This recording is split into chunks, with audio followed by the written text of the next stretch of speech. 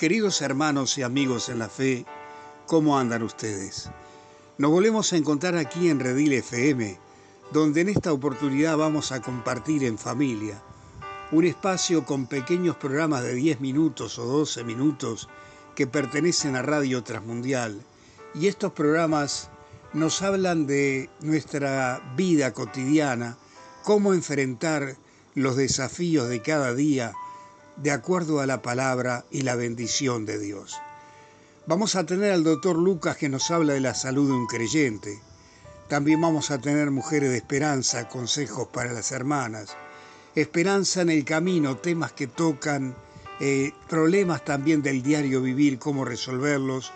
Y también vamos a tener el espacio Cristo para el Mundo, donde nos dan respuesta de muchas interrogantes que a veces tenemos de acuerdo a la Biblia y cómo vivir una vida cristiana de acuerdo a la voluntad de Dios. Estos espacios, volvemos a reiterar, pertenecen a Radio Transmundial.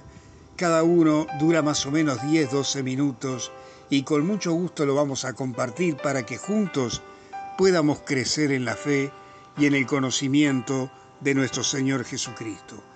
Queremos invitarle, si usted quiere visitarnos, estamos en Redil FM, una radioemisora cristiana que está a las 24 horas compartiendo música, enseñanzas, estudios bíblicos y mucho más. Usted puede encontrarnos en Google escribiendo Redil FM. Allí nos encuentra, estamos las 24 horas y le agradecemos vuestra visita y vuestra compañía.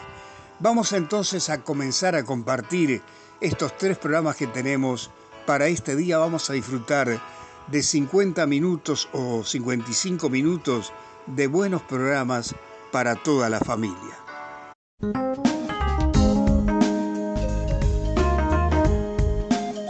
A partir de este momento les presentamos Charlando con el Dr. Lucas. Nos ayudará a entender la relación entre mente, cuerpo y alma para lograr una buena salud integral.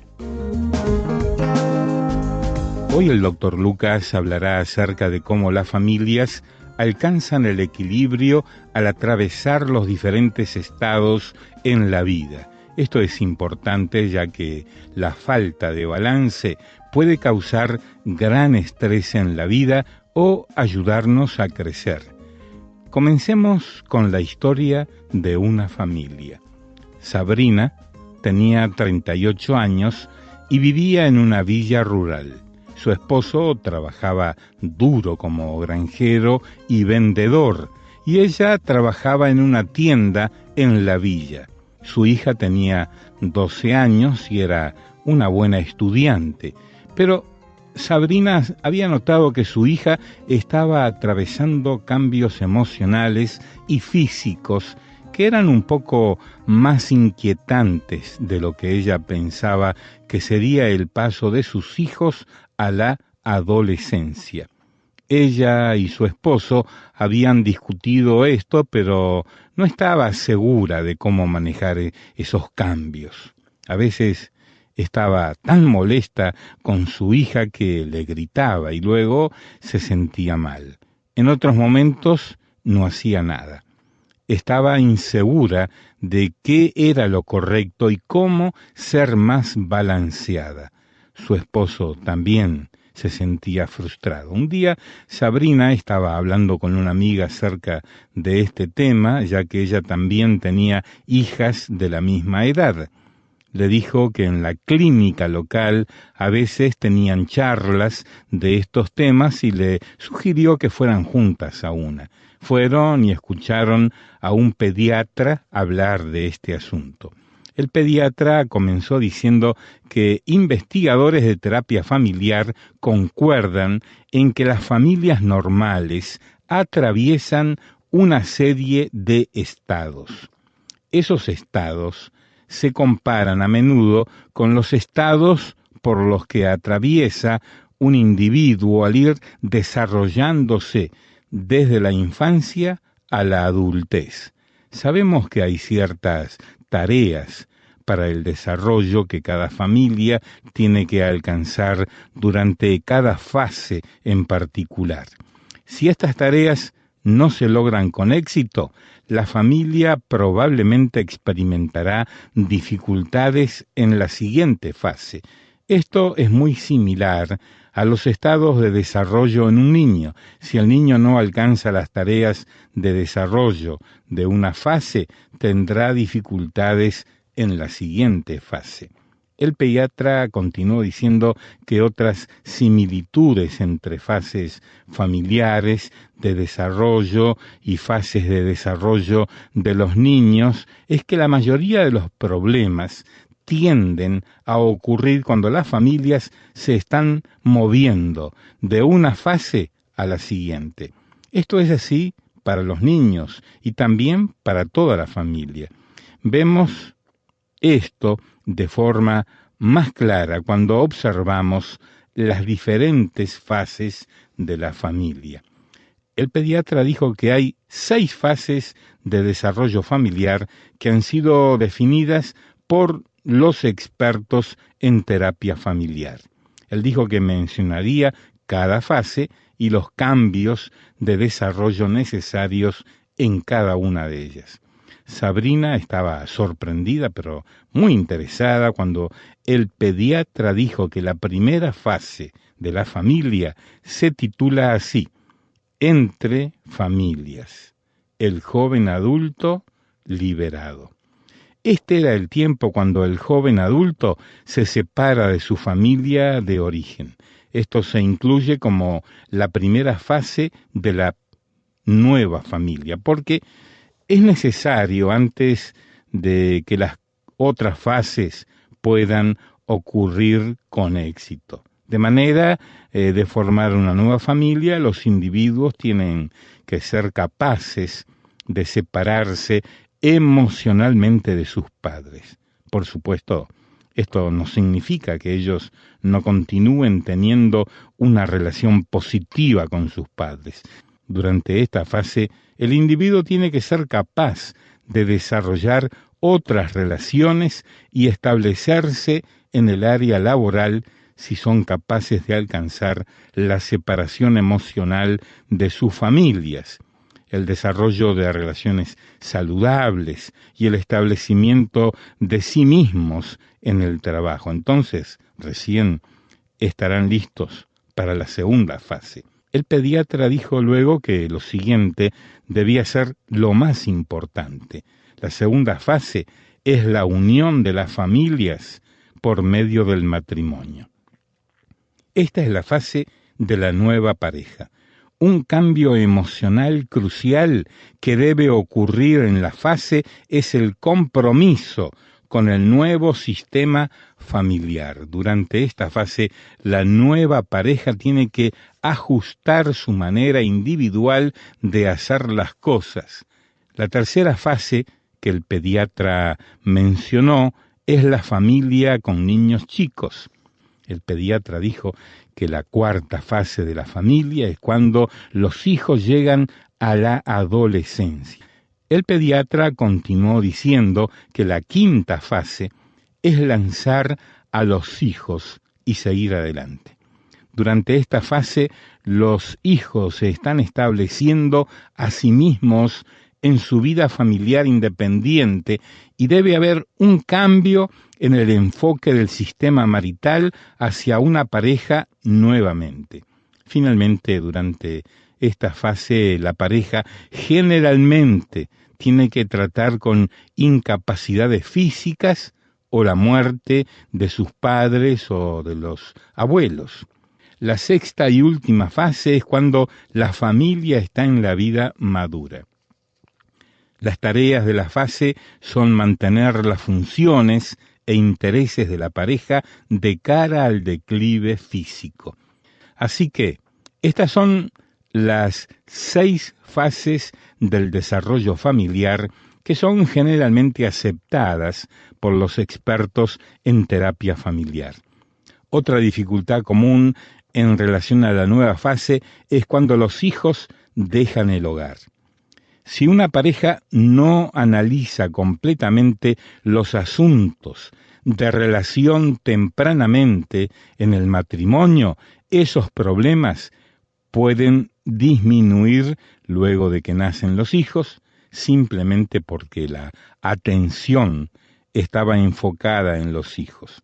Los problemas maritales que no se corrigen tal vez no afloren hasta que los hijos dejan el hogar. En ese momento la pareja se ve forzada a enfocarse en ellos nuevamente y las dificultades en el matrimonio se vuelven aparentes. Investigaciones han mostrado que la mayoría de las separaciones ocurren muy temprano en el matrimonio o luego de que los hijos se van del hogar y se hacen independientes. Esto culminó la charla del pediatra. Sabrina estaba feliz de que su amiga la invitara a ir. Fue de mucha ayuda. Cuando se fueron, su amiga le dijo que había una persona que le había ayudado con su hija más que cualquier charla. La razón era que esta persona había cambiado su vida para darle un nuevo propósito y sentido en la vida.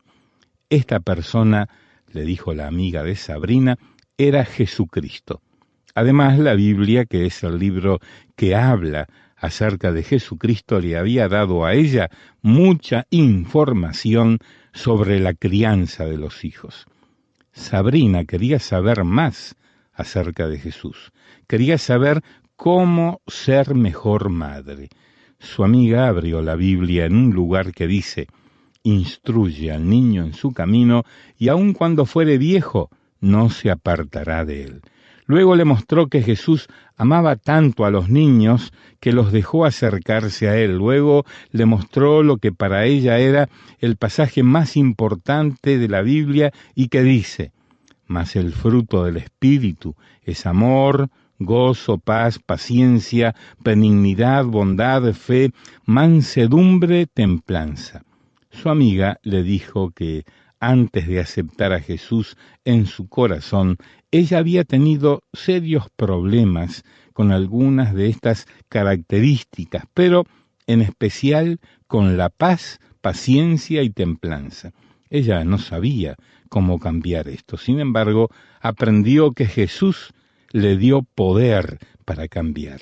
A pesar de que no era perfecta, aprendió cómo Jesús podría darle paz y como resultado las otras virtudes. La amiga de Sabrina le mostró otro versículo en la Biblia que dice: justificados pues por la fe, tenemos paz para con Dios por medio de nuestro Señor Jesucristo.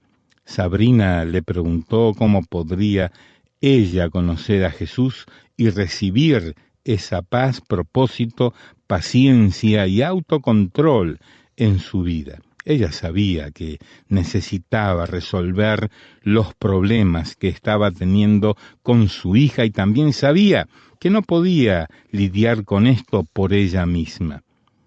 La amiga de Sabrina le dijo que lo más importante era que ella reconociera que estaba separada de Dios debido al pecado y que el pecado era su problema, no el problema de otro, que era esta separación de Dios que nos deja sin propósito y sentido en la vida y que en la eternidad esto también nos separaba de Dios.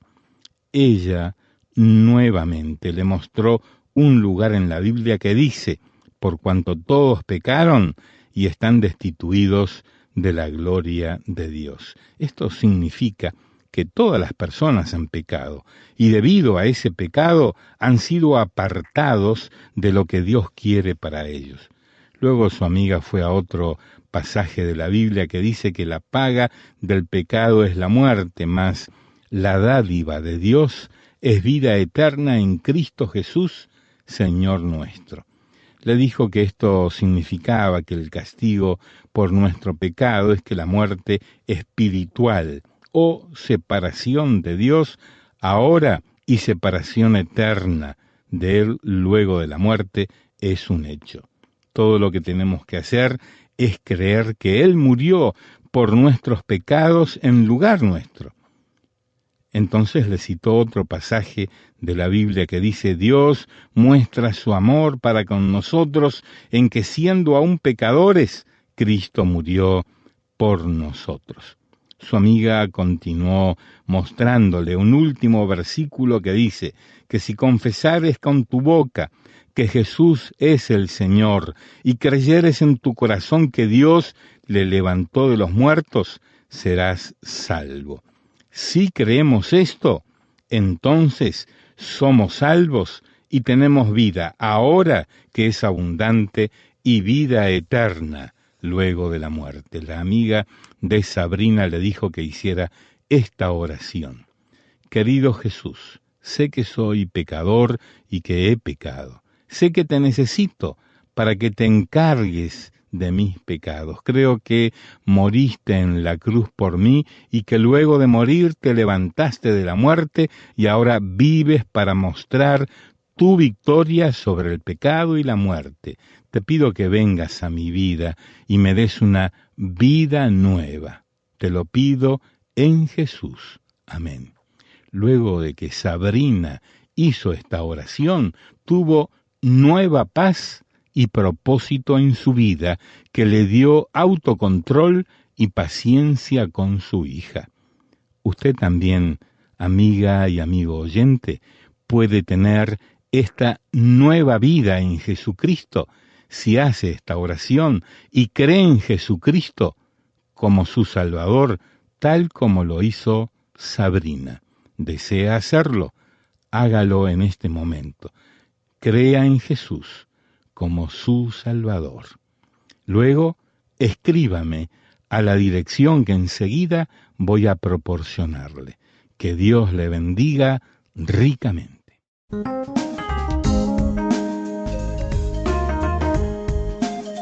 Por hoy es todo. Si tiene preguntas o inquietudes relacionadas con el tema de hoy, escriba a info@rtmuruguay.org.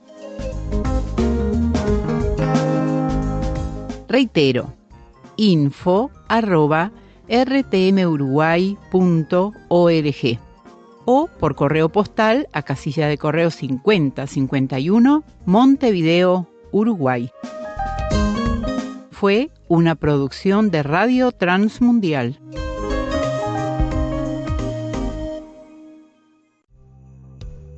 ¿Te sientes sin esperanza?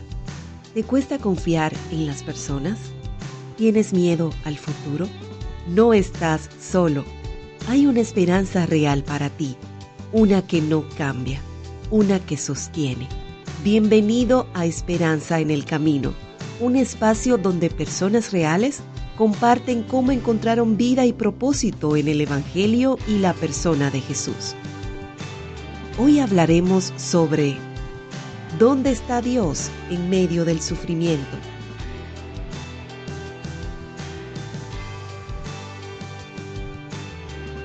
Estamos en Esperanza en el Camino y hay una pregunta que mucha gente se hace. ¿Dónde está Dios en medio del sufrimiento? Bueno, para responder esa pregunta tengo a un gran amigo mío conmigo. Su nombre es Daniel Cuquín. Bienvenido, hermano. Muchas gracias por tenerme.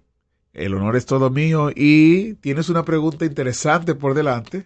Sí, y es muy importante. ¿Dónde está Dios en medio del sufrimiento? Sí, Dios está allí, Él está en control. Y creo que eso es lo más importante a tener en cuenta. Hay un pasaje muy importante que nos habla de esto, y es que sabemos que a los que aman a Dios, todas las cosas les ayudan a bien. Esto es, a los que conforme a sus propósitos son llamados. Y el pasaje ese es Romanos 8:28. Y es clave entender que Dios está allí, que Él está en control, y Él nos va a guiar hasta el fin. Una pregunta, Daniel. Alguien pudiera decir, ok, eso se oye muy bonito, todo coopera para bien, pero ¿realmente todo coopera para bien? ¿Cómo yo puedo sacar, voy a llevarte un poco al extremo, ¿no? ¿Cómo yo puedo sacar algo positivo de la pérdida de un ser querido? ¿Cómo yo puedo sacar algo positivo o decir que Dios está utilizando eso para mi bien cuando enfrento una situación difícil que me hiere, que me toca muy adentro, muy internamente? Excelente pregunta. Yo creo que primero hay que tener un fundamento en cuanto al sufrimiento antes de abordar esa pregunta. Y el origen del sufrimiento realmente es el pecado. Y entender que la maldad vino al mundo por causa del pecado y que experimentamos maldad en este mundo. Hay personas pecadoras, hay influencias pecaminosas, entonces obviamente vamos a recibir sufrimiento externo, las enfermedades vinieron a causa de el pecado, cuando Adán y Eva pecaron, de allí comenzó todo. Nuestras propias malas decisiones forman parte del sufrimiento que nos llevan a cosas. A la persecución por ser hijos de Dios también es sufrimiento que experimentamos, y en el pasaje aquí, si vemos todo el contexto del pasaje, habla de que hay una esperanza para todo ese sufrimiento. Esto no es todo lo que hay una esperanza, hay un cielo para aquellos a los que aman al Señor, se nos dice aquí, porque esta esperanza no es para todos, esta promesa aquí de que para todos como decía el pasaje, que todas las cosas le ayudan a bien, esto es a los que conforme a su propósito son llamados. Así que esta no es una promesa para todo mundo, porque para muchas personas, tristemente, el sufrimiento es todo lo que va a haber en esta vida y lo que va a haber más allá. Y una pregunta, ¿cómo yo puedo diferenciar, ya que mencionaste dos palabras interesantes en la porción de las Escrituras que leímos, y es que a los que aman a Dios y a los que conforman su propósito son llamados? ¿Cómo yo sé que yo realmente amo a Dios? Porque lo tengo que enamorar, es un sentimiento así medio romántico. ¿Cómo yo puedo saber que estoy amando a Dios? Bueno, las frases esas, los que aman a Dios y los que conforme a su propósito son llamados, simplemente hablan de la persona que conoce al Señor de una manera salvadora. Todo aquel que ha puesto su fe en el Señor Jesucristo como su Salvador es aquel, por definición, que ama a Dios, porque nosotros solo amamos a Dios si Él nos amó primero. Es decir que si yo no tengo a Cristo en mi corazón, entonces ese versículo no aplica para mí. Exactamente. Eso es interesante saberlo, porque puede ser que personas que nos estén escuchando aún no hayan dado ese paso de fe, como decimos, y no hayan entregado su vida a Cristo, pero tienen una Biblia en la casa, o en su hogar, o en su trabajo, la tienen abierta en un salmo o en alguna porción específica y dicen, bueno, yo no le he entregado mi vida a Cristo, pero yo creo en Él, yo dependo de Él y todo lo demás. Entonces, hay una especie de condicionante para esta promesa. Exactamente. Y esa condición, primero, es uno de que es hijo de Dios, que ama a Dios, y es por eso que uno ya tiene un propósito en esta vida, y ese propósito es el que Dios va a llevar a cabo. Es importante también recalcar qué es lo que uno considera como bueno, ¿no? Porque dice, sabemos que a todos los que aman a Dios, todas las cosas les ayudan a bien, y muchas veces tenemos nuestro propio concepto de qué es lo bueno. Claro, ¿no? claro, uno dice, me va a ayudar a bien, o sea, estoy sufriendo ahora, pero después van a llover bendiciones. Es como un paso para alcanzar lo que quería. El siguiente estatus. Exacto. Entonces, es importante recordar, y aún como viene después en los versículos siguientes, que mencionando que este problema del sufrimiento ayuda a bien, y ese bien tiene relación con el crecimiento en ser conforme a la imagen del Señor. Entonces, no significa simplemente, ok, estoy atravesando por todo esto en esta vida porque vivimos en un mundo pecador. Dios va a redimir ese sufrimiento que va a venir por consecuencia del pecado en el mundo, pero adoramos a Dios porque ese sufrimiento no va a ser en vano. Estamos esperando esa esperanza eterna, estamos deseándola.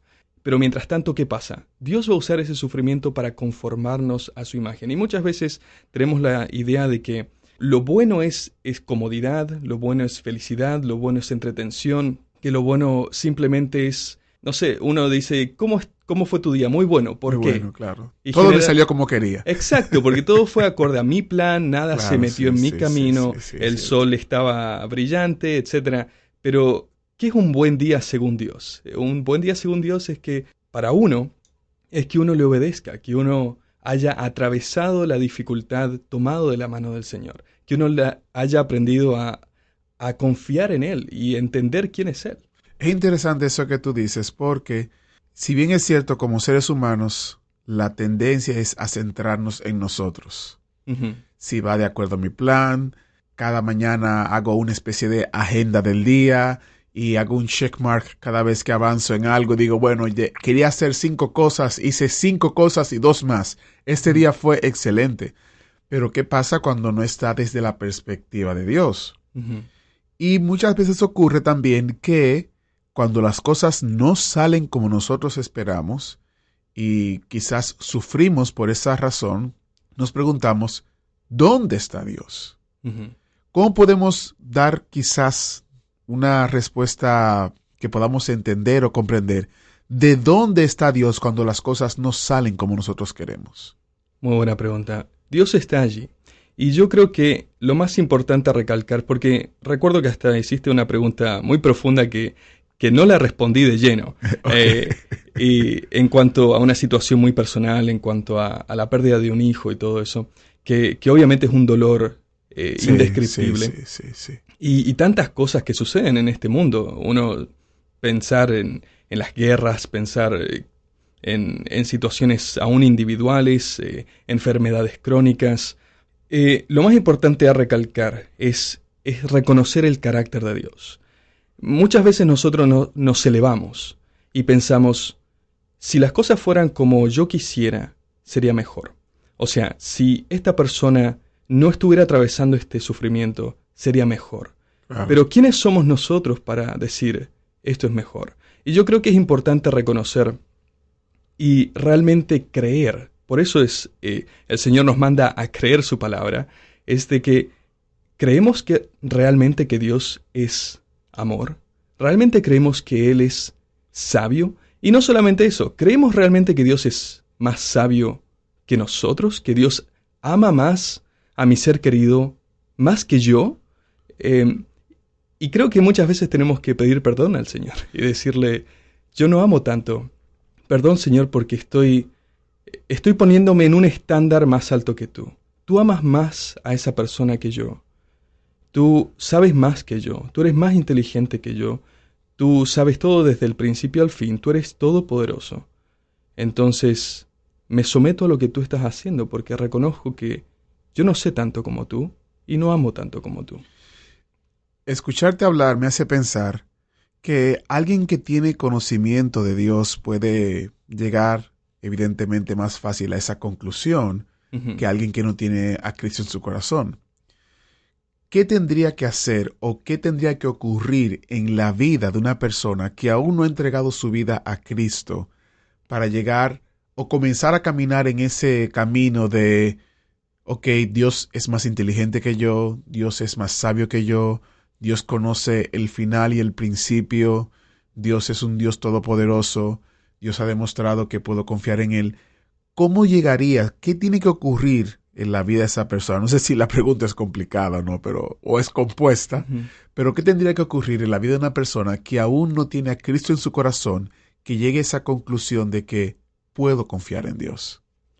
Yo creo que es la obra transformadora del Espíritu Santo. Porque por naturaleza somos enemigos de Dios. Así es. Por naturaleza somos pecadores. Por naturaleza somos orgullosos y egoístas y nos ponemos primero. Escuchamos que Dios dice, no adulterarás, y que quiero ir tras la lujuria. Entonces, nuestra condición natural del ser humano es ir en pos del pecado, ir en pos de mis propias ideas. Y no es hasta el momento en que reconozco, sí, Señor, soy pecador. Claro. Y realmente necesito de tu poder, de tu transformación, de tu perdón. Hasta ese momento uno no va a querer hacer Así es. lo que Dios quiere. Así es. Y pienso también que cuando uno mira en perspectiva, aún aquellas personas que no han entregado su vida a Cristo, si miran hacia atrás se dan cuenta de que hay vestigios como de la gracia de Dios en el proceso, y a veces uno diría, bueno, yo no quisiera que nadie, mi familia o mis hijos, mis hermanos, hermanas, tíos, etcétera, pasen por esto que yo pasé, pero lo cierto es que eso que pasaste formó tu carácter de alguna manera u otra, que te hace reflexionar y pensar de otra manera. Es decir, que no necesariamente pasa en vano lo que está ocurriendo. ¿Cuál sería entonces, Daniel, tu invitación para aquellos que están en Cristo actualmente con relación a este tema de preguntarse dónde está Dios en medio del sufrimiento? Es importante estar sumergido en las Escrituras, estar conscientes de quién es Dios y doblar la rodilla ante lo que Él dice que Él es. ¿Y cuál sería entonces la invitación a aquellos que aún no han puesto su fe en Cristo? ¿Cuál sería el consejo para esa persona que aún no tiene a Cristo en su corazón? Es importante que considere el sufrimiento por el que está pasando y reconozca que si no tiene a Cristo no va a mejorar. La situación eterna es mucho peor. Que deje que el sufrimiento lo acerque al Señor y que deje que el Señor responda a sus respuestas cuando lo encuentre. Porque si no, sin el Señor no hay esperanza. Sin Cristo, esto es todo lo que hay, ¿no? Hay sufrimiento en esta tierra y después espera una peor. Entonces, el que tiene a Cristo puede, aunque pueda tener dudas en esta tierra y esté creciendo en su confianza en el Señor, tiene aún algo a lo que aferrarse para el mañana. Así es, así es. Así es. Bueno, Daniel, muchísimas gracias por estar con nosotros. Tenemos que invitarte una vez más a hablar un poco más. Y gracias a quienes nos están escuchando, estamos en Esperanza en el Camino. Gracias por acompañarnos en Esperanza en el Camino. Si hoy algo tocó tu corazón o si quieres saber más sobre esta esperanza que transforma vidas, te invitamos a visitar transmundial.org/El Camino. También puedes llamarnos al 1-800-880-5339 o escribirnos a rtm@transmundial.org. Estamos aquí para escucharte, orar por ti y caminar contigo. Hasta el próximo episodio. Y recuerda, la esperanza no está lejos. En Jesús hay esperanza en el camino. Esperanza en el Camino es una producción de RTM Estados Unidos.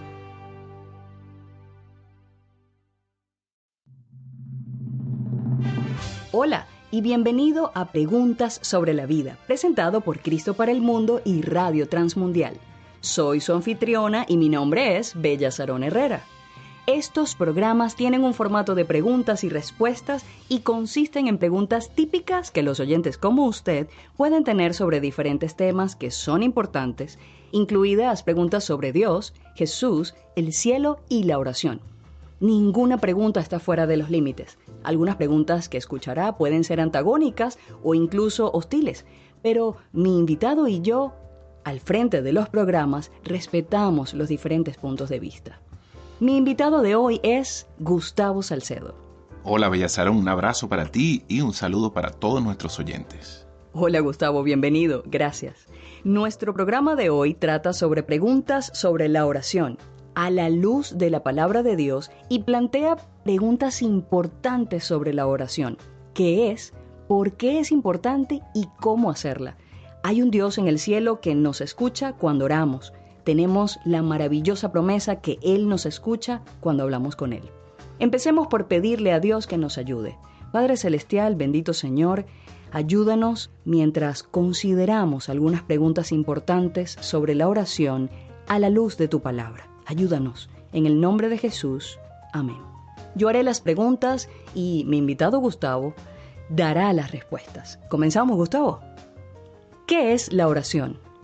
Podríamos decirlo de manera sencilla que la oración es hablar con Dios. Así como puedes hablar con un familiar, con un amigo, también puedes hablar con Dios. Desde el principio de la creación, una de las cosas que vemos es que la gente ha hablado con Dios. En ese sentido, podríamos decir que Dios nos ama y quiere que nosotros hablemos con Él. Entiendo. ¿A qué Dios debemos orar, Gustavo? La Biblia es muy clara en afirmar que solo hay un Dios. ¿Sí? Nos dice, el Señor es Dios arriba en los cielos y abajo en la tierra no hay otro. Deuteronomio 4:39. Dios también habló a través del profeta Isaías cuando dijo lo siguiente: yo soy el Señor que lo hice todo, que extiendo solo los cielos, que extiendo la tierra por mí mismo. Yo soy el Señor y no hay otro. Convertíos a mí y sed salvos todos los términos de la tierra, porque yo soy Dios y allí no es otro. Oramos entonces al gran Dios que creó todas las cosas.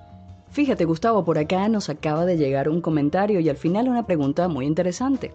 Por favor, ayudemos a este oyente con este comentario y pregunta. Creo que la oración es solo un remanente supersticioso de hace mucho tiempo, cuando la gente creía en dioses, hadas y brujas. No creo que haya un Dios, y la oración es simplemente gente hablando consigo misma.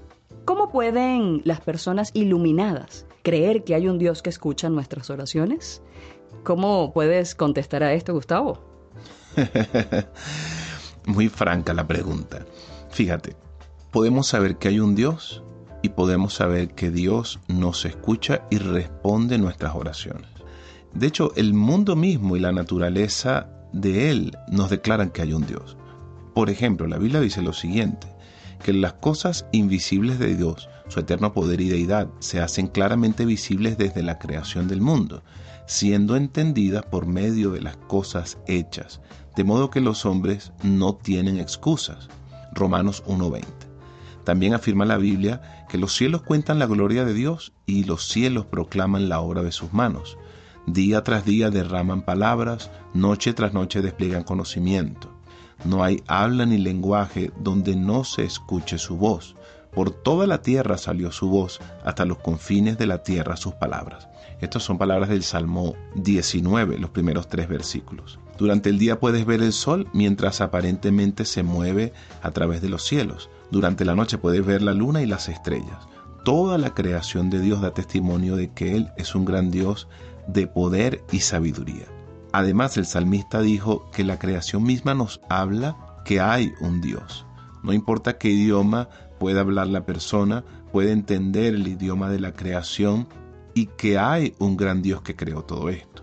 También sabemos que este gran Dios del universo oye nuestras oraciones. A lo largo de la Biblia, las sagradas palabras dan testimonio de que Dios escucha y contesta la oración. La historia misma da testimonio que Dios escucha y contesta las oraciones, y sabemos, ahora por la experiencia personal, que Dios escucha y también contesta nuestras oraciones. Entiendo. Una pregunta dice, ¿funciona la oración? Gracias por preguntar eso. La verdad que nunca me lo habían preguntado anteriormente. Pero es muy buena la pregunta. O sea, la oración no es como llegar a una máquina expendedora y tú sabes, le pones una moneda y luego sacas el producto de ella. Es distinto. La oración es mucho más que simplemente obtener cosas de Dios. La oración es nuestra oportunidad de hablar con el gran Dios del universo que mantiene las galaxias en sus órbitas, pero que aún tiene tiempo y ganas de escuchar a cada uno de nosotros. Hasta donde yo sé, los humanos son las únicas criaturas que Dios ha hecho, aparte de sus ángeles, que tienen la capacidad de hablar con Él. Los animales del bosque, las aves del aire y las criaturas de los océanos. Todos hacen lo que Dios los diseñó para que hicieran, pero ninguno de ellos tiene la capacidad de hablar con su Creador. ¿Qué oportunidad tenemos tú y yo de hablar con Dios? Entonces, ¿funciona la oración? Por supuesto que sí, pero funciona más allá de nuestros sueños salvajes. Pensar que Dios quiere que hablemos con Él está casi más allá de nuestra imaginación. Escuchando todo esto que nos acabas de decir, Gustavo, hay una pregunta muy interesante y dice, ¿tengo que orar en voz alta? Mira, por extraño que parezca, mi respuesta sería no. O sea, tú puedes orar en silencio, en tu corazón, en tu mente, sin ni siquiera mover los labios. Lo que quiero decir es que Dios sabe lo que estás diciendo en tu oración silenciosa. Y esto de verdad es asombroso. Fíjate, la Biblia dice que Dios conoce nuestros pensamientos y afirma la Escritura, oh Señor, me has examinado y me conoces. Tú sabes cuándo me siento y cuándo me levanto. Percibes mis pensamientos de lejos, disciernes mi salir y mi acostarme. conoces todos mis caminos. Antes que una palabra esté en mi lengua, tú la conoces completamente, oh Señor. Palabras del salmista en el Salmo 139, versículos 1 al 4. Entonces, al principio de la historia de la humanidad, la gente se alejó de Dios. La Biblia nos dice, Jehová vio cuán grande había llegado a ser la maldad de los hombres en la tierra, y que toda la inclinación de los pensamientos del corazón de ellos era solamente el mal todo el tiempo. Dios conocía los pensamientos de cada persona en ese día y sigue conociendo los pensamientos de cada uno de nosotros hoy. El salmista también declaró lo siguiente: el Señor conoce los pensamientos del hombre y sabe que son vanidades. Entonces Dios también sabe cuándo nuestros pensamientos se vuelven a Él en oración. Entonces cuando oramos en silencio, igual Él nos escucha. Gustavo, una pregunta más. Dice, con más de 7,000 millones de personas en el mundo, ¿cómo puede Dios escuchar la oración de más de una persona a la vez? ¿Qué pasaría si varios miles de personas en diferentes partes del mundo comenzaran a orar al mismo tiempo? Oye, interesante esa pregunta, la verdad es que nunca me la habían hecho. Yo veo por un lado, fíjate, que hay palabras que nos describen a Dios en las Escrituras, y una de ellas es precisamente que Dios es omnipresente. Esto significa que está presente en todas partes. Está presente en la India, al mismo tiempo que está en Rusia, está presente en Kenia, de hecho, y está presente en todas partes. Dios está muy consciente de que una persona ora sin importar dónde se encuentre. Otra palabra que nos describe a Dios es también la omnisciencia. Y esto no es más que sencillamente Dios lo sabe todo. Él está al tanto de cada pensamiento y de cada palabra de cada persona. Y significa también que si cada persona en el mundo comenzara a orar en silencio al mismo tiempo, Dios escucharía cada oración. También le agradaría mucho a Dios que todas las personas del mundo oraran. Y podemos estar seguros que Dios escuchará nuestras oraciones. Interesante, muy interesante. Y esta pregunta también tiene que ver con la oración y dice, ¿puedo orar en cualquier lugar? Así mismo es, puedes orar en cualquier lugar. No hay un lugar prohibido para la oración.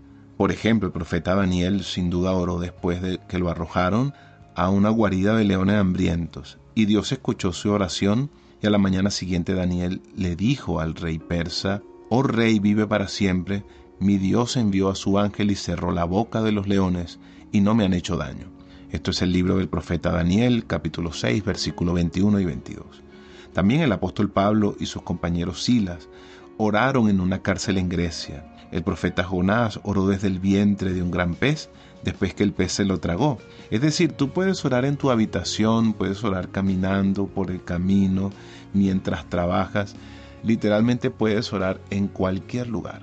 Aquí hay una pregunta muy interesante, Gustavo. Por favor, ayúdeme con ella. Dice, ¿debo cerrar los ojos cuando oro? ¿Y si no los cierro? Mira, puedes orar con los ojos cerrados y con los ojos abiertos.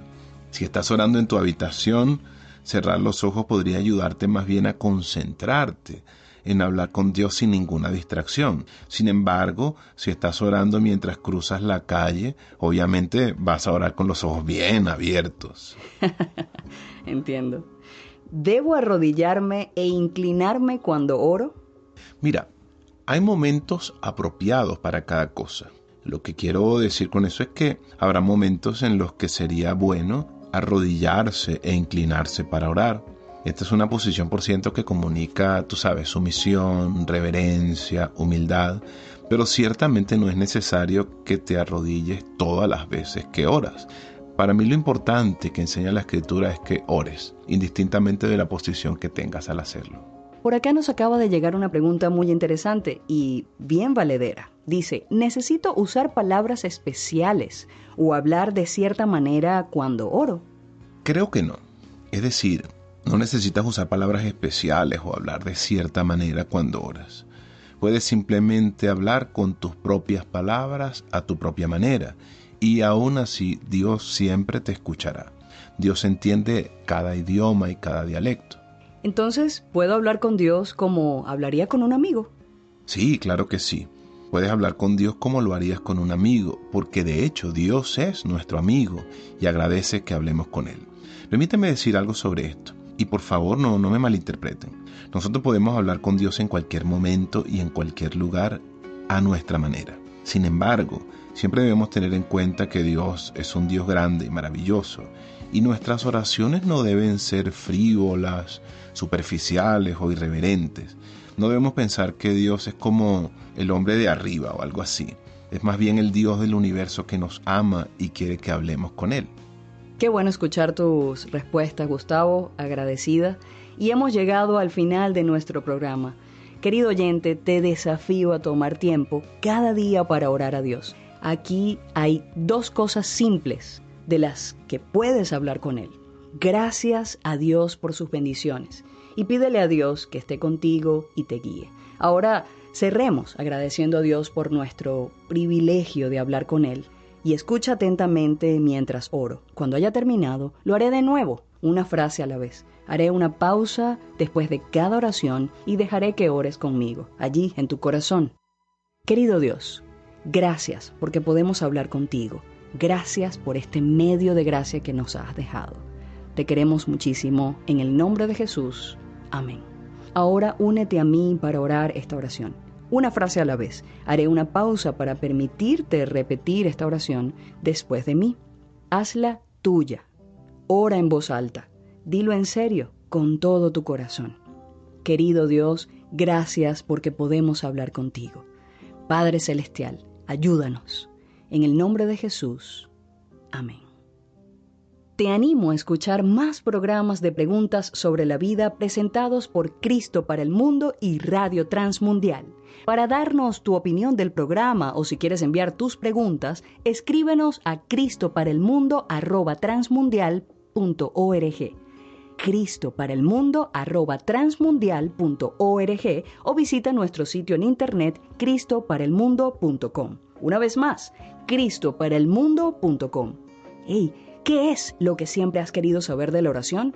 Escríbenos y envía tus preguntas y escucha de nuevo porque es posible que respondamos tu pregunta la próxima vez por esta estación. Nos alegró hacerte compañía y dar respuestas a tus inquietudes. Te esperamos la próxima vez en este horario y por esta emisora.